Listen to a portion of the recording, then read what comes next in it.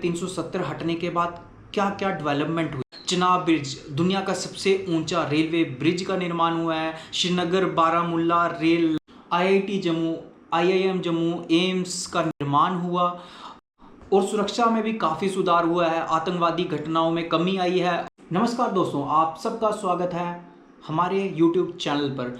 आज हम बात करने वाले हैं बहुत ही इंपॉर्टेंट टॉपिक के बारे में। और सबसे पहले, क्या जम्मू एंड कश्मीर को फिर से राज्य का दर्जा मिलना चाहिए? क्या जम्मू एंड कश्मीर को यूटी बनाना एक सही फैसला था? क्या 370 हटने के बाद हालात बेहतर हुए हैं या बदतर हुए हैं? तो आज बात करते हैं आर्टिकल 370 के बारे में। तो सबसे पहले बात करते हैं आर्टिकल 370 के इतिहास के बारे में। तो चलिए वीडियो को शुरू करते हैं।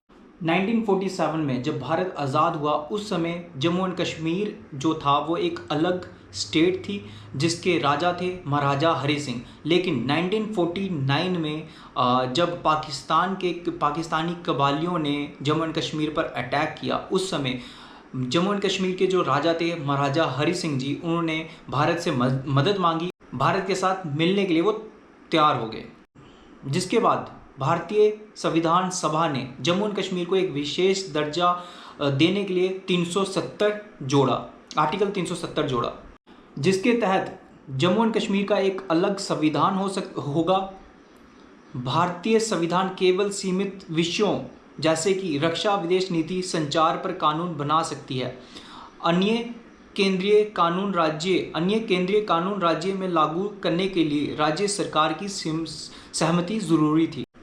आर्टिकल 370 के बाद 1954 में राष्ट्रपति के आदेश पर आर्टिकल 35A को जोड़ा गया, जिसके तहत बाहर के अन्य राज्य के जो लोग थे वो जम्मू एंड कश्मीर में ज़मीनें नहीं ले सकते थे और ना ही सरकारी नौकरियां कर सकते थे। और कुछ लोगों को मानना था कि आर्टिकल 370 जो है ये अलगाववाद को बढ़ावा देता है।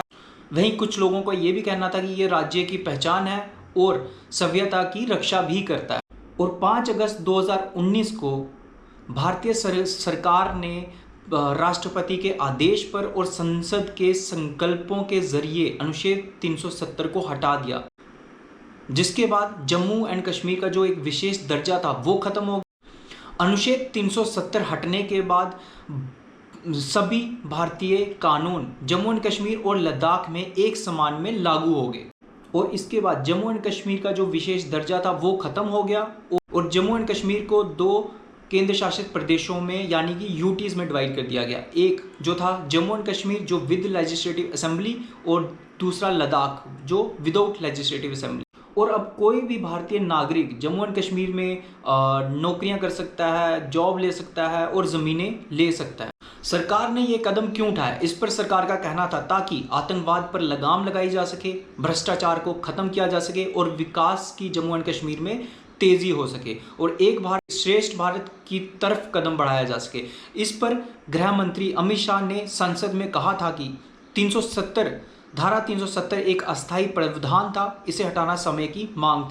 और विपक्षी दलों जैसे कांग्रेस, पीडीपी, एनसी का कहना है कि इससे लोकतंत्र की हत्या हुई, जम्मू एंड कश्मीर की जनता से उनकी चुनी सरकार छीन ली गई।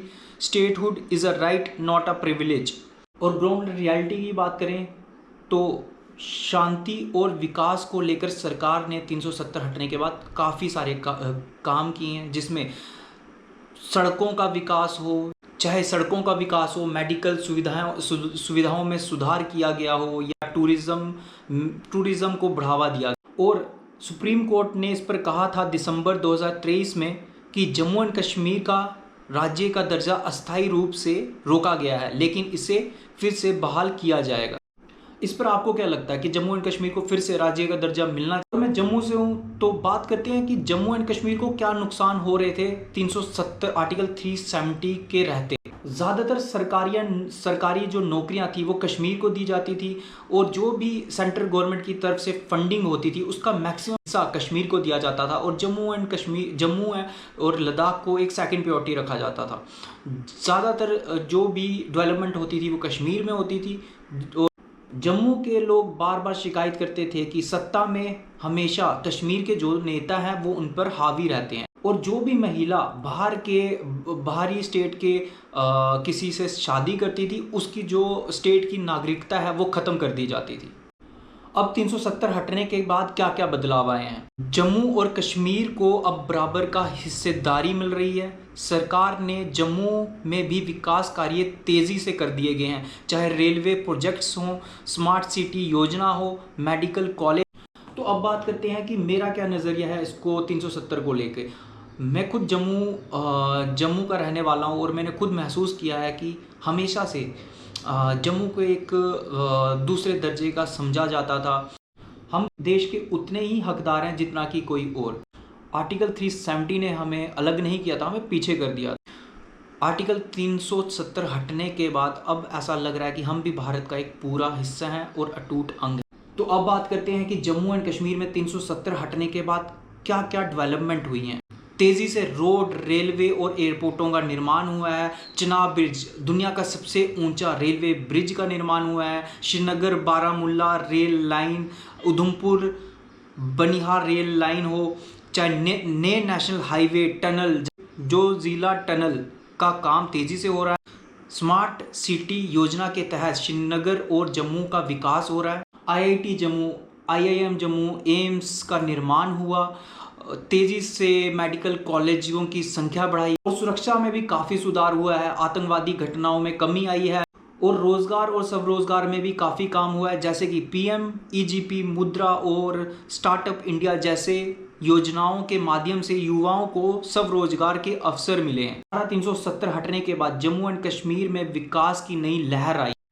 जहाँ एक तरफ निवेश हो, पर्यटन हो या शिक्षा बढ़ी है, वहीं दूसरी ओर समान अधिकार और सुरक्षा भी मिली है। आपका क्या विचार है इस पे? आपको क्या लगता है कि अब जम्मू एंड कश्मीर को ज़्यादा अधिकार मिल रहे हैं? तो आप कमेंट करके बता सकते हैं और इस वीडियो को यहीं पे एंड करते हैं और आएंगे फिर से एक नए टॉपिक के साथ। जय हिंद, जय भारत।